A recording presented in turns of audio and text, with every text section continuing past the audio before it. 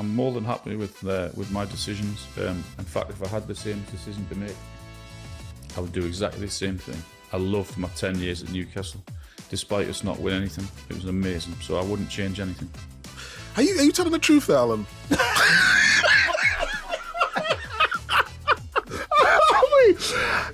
I observe people's body language, and when you was telling that story, then your body language was off. Like it was a hint of stick to being a fucking pundit then, and not a body language expert.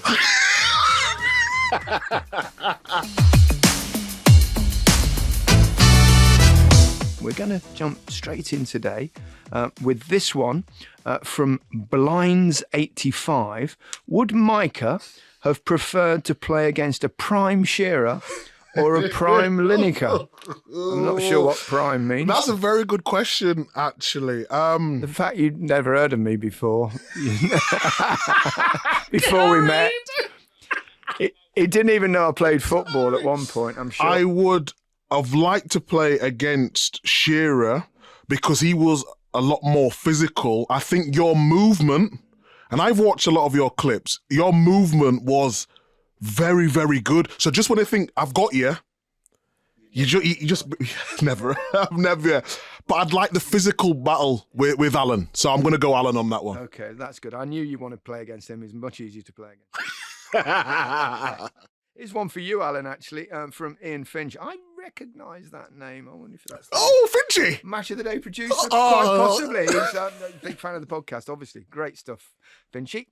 If All Night Long by Lionel Richie wasn't available on the karaoke machine, what tune would you choose as a backup, Alan? Your sex is on fire. Oh, wow, that's... Yeah, brilliant. we had some fun, didn't we, at World Cups and European Championship with the odd sing song after an England win or something. Remember the cheese straws, Alan? The breadstick, wasn't it? Yeah, the breadstick man. That's yeah, right. In Moscow. It was. Yeah, that was a good night, wasn't it? You're supposed to sing with it, not eat it. You remember that? That's what you said to me. That was the other one that was in Qatar as well. We had a fun night towards the end. We have to make our own entertainment at times. I mean, they're quite long months, those tournaments together. I mean, there's lots of football and lots of work, but by the time you get to the quarterfinals, there's big gaps in between. But I know it's for them to ask, but what has been your best tournament in terms of broadcasting? Which have you enjoyed the most since you've been doing it? I know it's supposed to be quick fire, but I mean... I think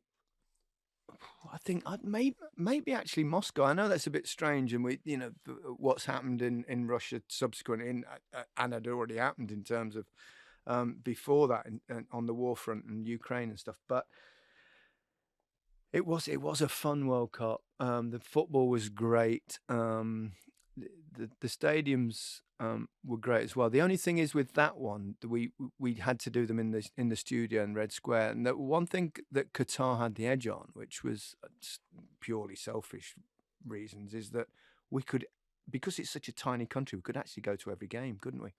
And actually being in the stadium is so much better than broadcasting a game where you're actually watching it on the telly.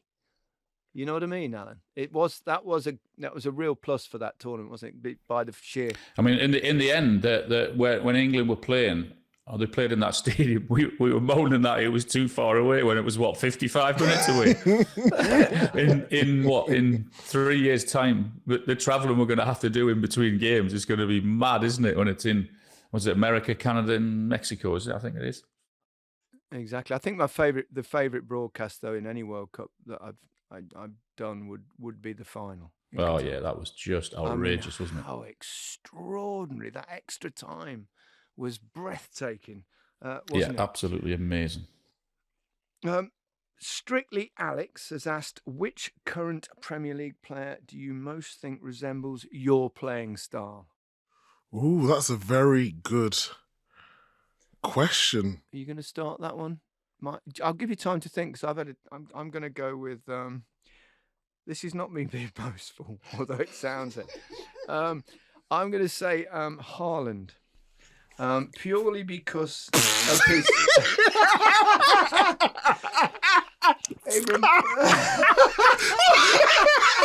What are you looking at? You're more like his fucking dad. You're more like his fucking dad, Alfie. Oh dear. I think it's the hairstyle mainly that does it.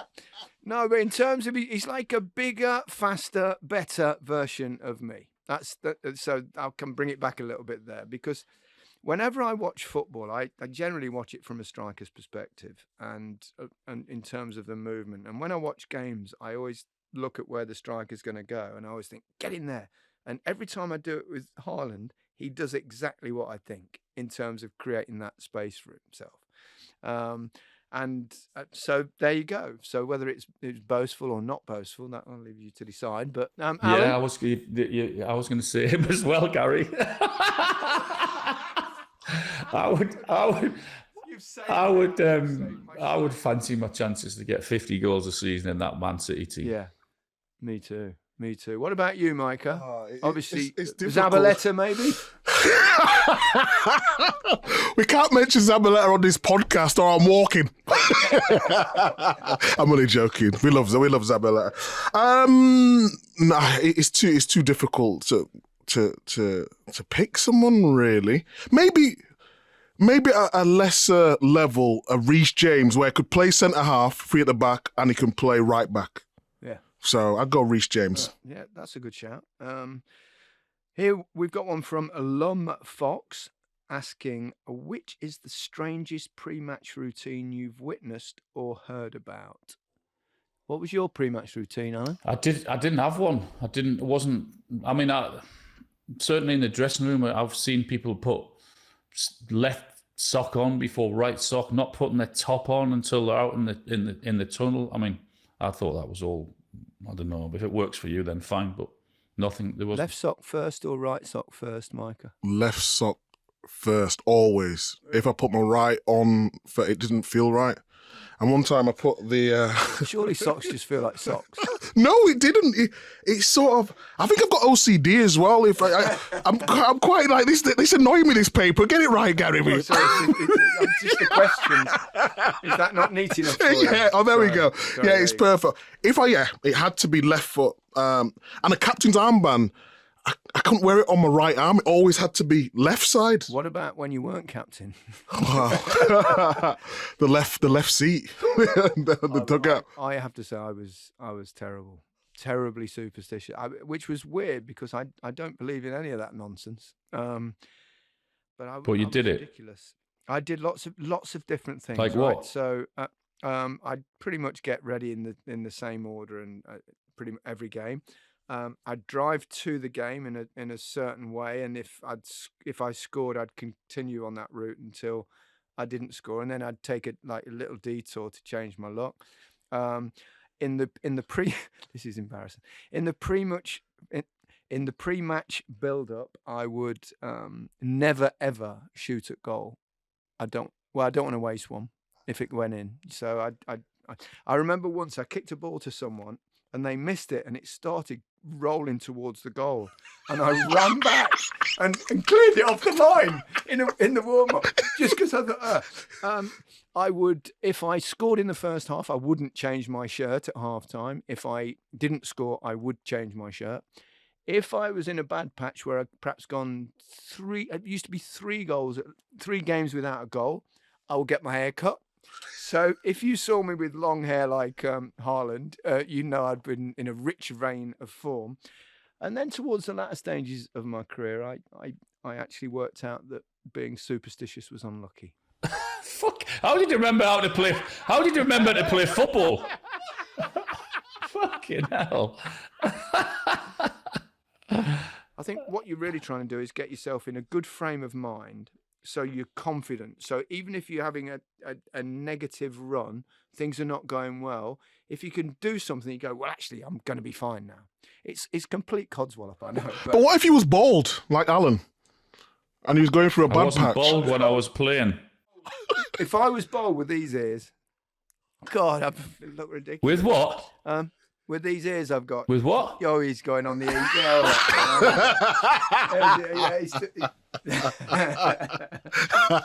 Oh, dear. So anyway, right. Next question. This is from Pete Strong Poet. Have you seen Dear England at the National? And what does Gary think of his onstage portrayal? That's a theatre, the National. Did you know that, Mike? I was confused. Dear England. Yeah, it's a play by James Graham, which have been to see. It's terrific, actually. It's very enjoyable. It talks about the Southgate era and how he's changed things. And if you remember, he did the letter to the public, didn't he? Dear England, and that's kind of where it comes from. So it takes you from the fact when there was no confidence in the England team and nobody liked them, and then it takes you through the tournaments and until that thing that the footballers are popular again. And there's some brilliant performances on the stage in that particular one. Asking me what I think of. I'm actually almost like the narrator in it. It's not actually me; it's the actor playing me, and he's actually. Is he good? He's got me quite good. He's really good, actually. And I met him afterwards. And I was with my friend, and my friend said to him, "Was it a bit weird doing it with like Gary in the audience?" And he went, "Honestly, mate," I said, "I was so nervous." He said, "I was uptight to get it right." But so it's I recommend it if you get the chance. I think it's moving into from the National into. So he got big lugs as well, has he? Well, I think he probably put false ones on. In a wig. He had a wig, a silver wig. So yeah, recommended if you get the chance to see that. Right, for Ben Walton is asking, what is the favourite shirt swap that you've made? Did you used to do that? Ooh, I wasn't a big one. I've got a few. Del Piero. He's very good. Yeah. Shirt swap. Thierry Henry. Thierry Henry, my hero. What more do you want than that? Thierry Henry, yeah. You? I didn't do much. I mean, I swapped them, but without really knowing what they do. But I think the interesting one was Ruggeri, who was one of the central defenders for Argentina in the 1986 Hand of God game, and I swapped shirts with him, and it's in my mind because during the World Cup in Qatar, because they quite like me in Argentina because I'm so pro Maradona and so pro Messi. And I was wandering into, before we were going to film one of the games, like a quarter-final or something, I think Argentina were playing and we were doing the game. And I walked past and somebody shouted from this stage where they were filming. It was outside the ground, but they were doing some pre-match warm-up. And this guy's going, Gary. And I'm looking up and I'm going, I know that face. And he says, come up, sir. I went, okay, I'll come. I thought, that's Ruggeri. I played it. I'm like the Argentinian I played with all those years ago. And he said, he came up and he went, hi, how are you? And then I realised we were actually on air live in Argentina. I had no idea. So we were doing it in Spanish. So, and he started to tell me, he says, we changed shirts after the game. He said, yeah, he said, I was the only player in that game that was with the Argentinian side that was really disappointed. He said, because our manager, he said, before the game, we've got to stop Lineker scoring. And Ruggeri, if you do it, I'm going to give you £50, whatever it was. And obviously I scored towards the end, even though we lost. So he said, so that's why I remembered that shirt. It's a nice story, that. Nice story. Nice story. There's never, ever going to be a better shirt swap than Steve Hodge and Maradona. That is very, very true. In fact, which enraged some of the dressing room at the time. They're going, what are you doing with this shirt? You just cheated us out of the game and all this. People having a real pop at Hodgie, but he got the last laugh. And on that note, we'll have a break. Welcome back to the Rest is Football question time with me, Gary Lineker, Alan Shearer and Micah Richards. And I've got one here from JPTL. What was the worst digging out you got from a fellow player? And what was the reason, context? Did you ever everyone have a pop at you on the pitch? One of your teammates, I think he's talking about. On the pitch or in... Did they say on the pitch? On, off it, anywhere, it doesn't matter. Ooh, I love these questions. Keep them coming. They're making you think. I had loads from teammates where I probably should have passed to them and I didn't. Shot instead. Yeah, did you? Anyone in particular? I think most of my partners up front would have had that criticism. To be honest, you shot from everywhere, didn't you? I did try and shoot a lot, yeah. There was only one where so we was playing last game. Mancini had been sacked at that time, and Brian Kidd was the manager. We was playing at home against Norwich, I think it was. And I was playing at centre half in this game, and Sami Nasri came towards the ball, but I didn't play him. I picked someone else, and he kept throwing his hands up, like disrespectfully. And I was like, "What are you doing?" So there's actually an image of me and him walking, so Norwich are attacking down one side, and I'm walking towards Nasri. And we just going head to head in the middle of the pitch while the game's going on. But apart from that, that's the only. Well, that's pretty good. Yeah, that was pretty. I would try get. Did anything happen? No, just as we was getting really close, we stopped and he thought, I'm not sure I want Big Meeks. Do you know what I mean? I'm not sure I want Big Meeks, but he's like one of my best mates. But it was just that split moment where I didn't pass to him. He got frustrated. I used to have fallouts with Gazza all the time. Because he was brilliant, and I love Gazza to bits, and I always will. But sometimes as a striker, he was frustrating because he'd beat three men, and then the only time he'd ever give you the ball really was if you had no choice but to give it him straight back, which was a sign of how good he was in many ways. But perhaps the most amusing one was that we played at Main Road. Yeah, that's Manchester City's old ground. I don't know whether you know that, Micah. And we were playing a game there for Spurs, and I used to, part of my pre-match routine. It's another bizarre. This was not a superstition. This was because I was always a bit stiff in the legs and stuff. I used to have a little hot bath, just for 2 minutes, hot water, stretch my hamstrings, get out, get ready, go out, warm up, come back. So. Obviously, at some grounds they had little small baths, and some of them they had in those days with those big communal ones, which you'd all get in after the game, which strikes me as bizarre, really. But anyway, so on the grounds that had big baths, the first thing I did when I got to a ground was look to see what the bath situation was. So at Main Road, it was a big one. So I put it on hot water, filled it up, get in. Stand there, in the big ones you just stand there, did a few stretches, thighs, hamstrings, calves and all that. Are you bolloco at this time, or you got your slips on here? Are you naked or? I'm bolloco. I've never heard that phrase, but I think you mean bollock naked. Yeah, bolloco, yeah. I'm not going to go in there in my shorts, am I? They're going to get soggy. So anyway, I stretched for 2 minutes, and Gazza walks in to the and he goes, you're always doing that. It's like, I'm not going to try and do a Geordie accent here, Al, don't worry. Or maybe I will. And he says, you always do that. Why, why'd you do it? I said, well, I'm always a bit stiff, and I just a quick stretch, and it just makes me feel better before I warm up. He went, I might try it. I went, yeah, do it. I said, just, a couple of minutes, quick stretch, bosh, out you get. So I get out, he jumps in. I go out, get my kit on, go out onto the pitch. I do 15, 20 minutes of a warm-up, and came back in, put my shin pads on.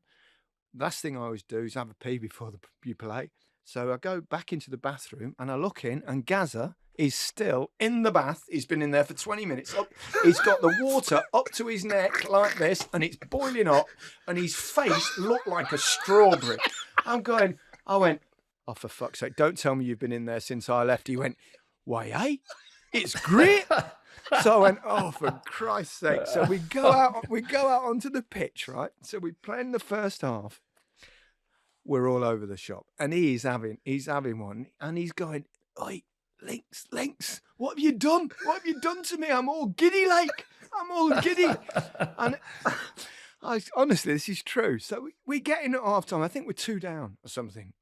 And we sit down in the dressing room, and Terry Venables has gone, Gazza, what's the matter with you? He went, it's Lineker's fault. He told me to have a bath, and I'm all dizzy, and I can't.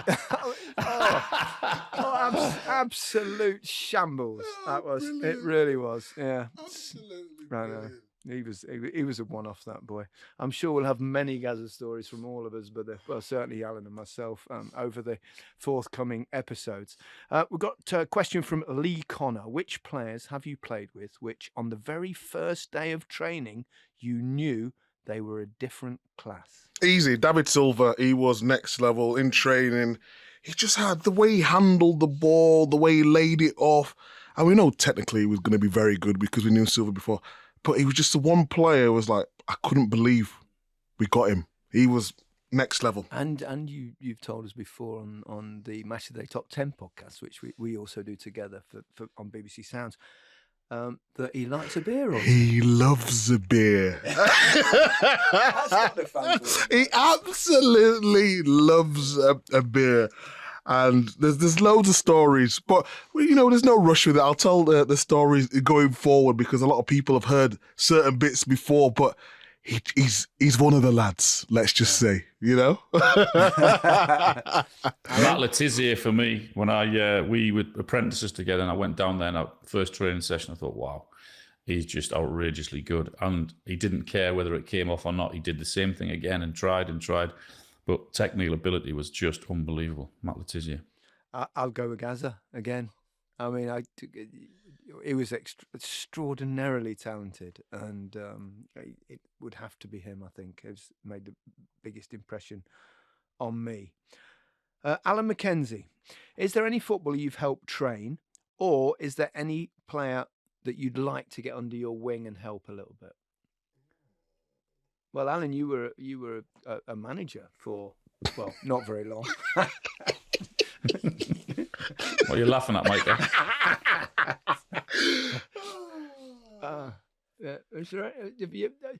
It's a funny one. I'm often asked if people ask my advice. There's been one or two players over the recent history. One of them asked for him not to be named, so I won't. But it's an interesting one that you always think, well, I wonder if ever a player will ask me for any advice. No, I don't think there has from me. I mean, I would certainly offer it. It's there. I mean, most people that come into Newcastle, I always send a text message and say, if there's anything I can help with, then please let me know. But no, I don't think no one's ever reached out for advice. Not that I can remember, anyway. They have with Micah on where to go out. Yeah, basically. It's a very good question, that, but it's you two are obviously top strikers of your generation, so you would think more people would reach out, But players have the agents and so many people around them. They've got a whole team now, so that's more where they get their advice from, I would say. Right. Gibbsy, which broadcaster has the best catering? Oh, well. We're going to cause some trouble here.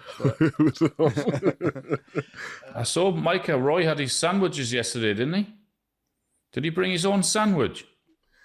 Prawn cocktail? Were they prawn cocktail sandwiches or prawn? It was hilarious. So when you at the live games and whatnot, and when we do live games, the food's always got to be good.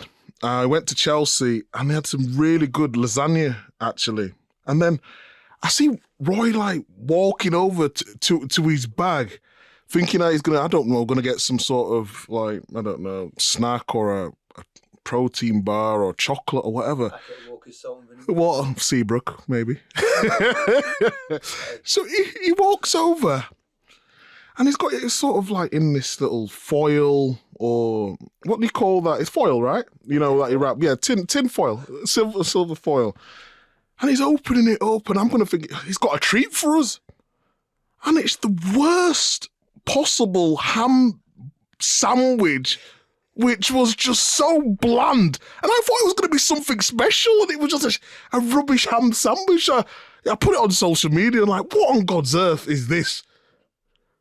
I thought it was bringing us something nice, and it was a grown man bringing a packed lunch. It's like going to school. I felt like I was, being dropped off by my dad or something. It was weird. Well, it actually brings me to another question from Adam McKeegan, who asks, would Micah have been afraid of Roy Keane on the pitch as much as he is in the studio? Oh, I'm not afraid. Roy's my pal. No, on the pitch, I didn't get into any confrontation on the pitch. I used to go hard in the tackle and be concentrated on I didn't get involved in any of that nonsense on the pitch. That was not for me. No.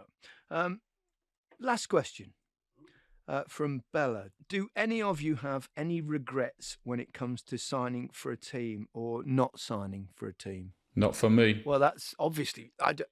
No regrets about Manchester United and all the trophies you Not a jot. If I had, genuinely, absolutely, yeah. I'm more than happy with my decisions. In fact, if I had the same decision to make, I would do exactly the same thing. I loved my 10 years at Newcastle. Despite us not winning anything, it was amazing. So I wouldn't change anything. Are you telling the truth there, Alan?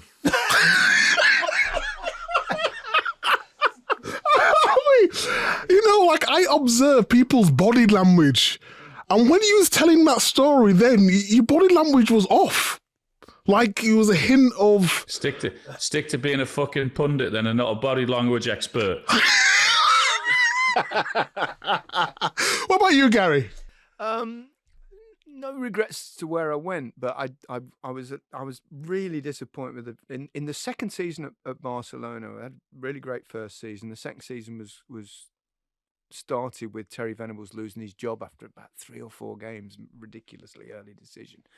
But Luis Aragonés came in, and it was still going well. But halfway through the season, we got contacted or tapped up by Inter Milan, right? So, and they were a really good team at the time, and they got Mateus and Bremer, and they were looking for. You were only allowed 3 foreign players in Italian football then, and they were looking for a striker.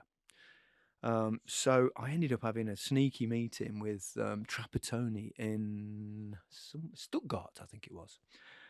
We met there, like halfway house sort of thing. And we met, and he gave me like the club shirt and the badges and all these things and a club tie and all this. So I took them all back, but it didn't happen. The Barcelona wouldn't accept the fee. They wanted to keep me, so it didn't happen. And the reason I was disappointed, because what happened then was, instead of me, they got Jurgen Klinsmann and bought him. So they had the 3 Germans, and they went on to win 2 or 3 Serie A titles. So Scudettos, I think, is actually the name. I think we're out of time. Thank you so much once again for all your questions. They've certainly made us think, and some of them have made us laugh as well. And Micah, Alan, thank you very much. We'll speak soon, no doubt. Goodbye all. Cheers, lads. Goodbye. Goodbye all. Thank you.